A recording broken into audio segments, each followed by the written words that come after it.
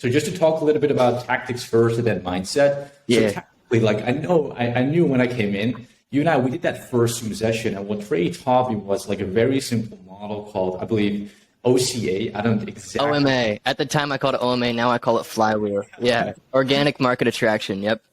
That is it. And that framework alone, and maybe like you can put up a visual somewhere like on this podcast, that framework alone, I just absorbed it, visualized it every single day, and just implemented like, on the social media platforms. Yeah. I remember teaching you that, and then like that week you closed like 6 clients, and I was like, what? Like I wasn't even closing that many with that framework, bro. I was like, what are you doing?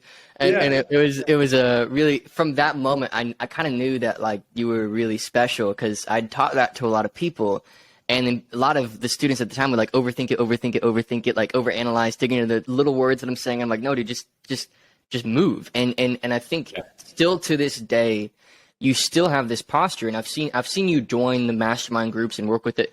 And you have this capacity to, it's almost, and I'm not calling you dumb, but you have the ability to dumb down so that you can move.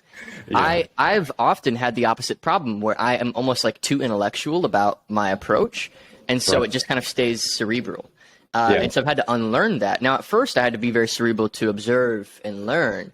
But like I've almost had to unlearn that so I can simplify, and just move. And so I gave you that framework. And like I remember literally that week, you're like, dude, I just signed a client. Sign another one the same day. And I'm like, what the hell, dude? You're like 1 week in, and it's like you're blowing me out of the water. It was really cool to see. And it was very humbling because I was like, I realized that the limitation of the framework wasn't the framework itself. It was the decision-making capacity and action levels of the person utilizing it.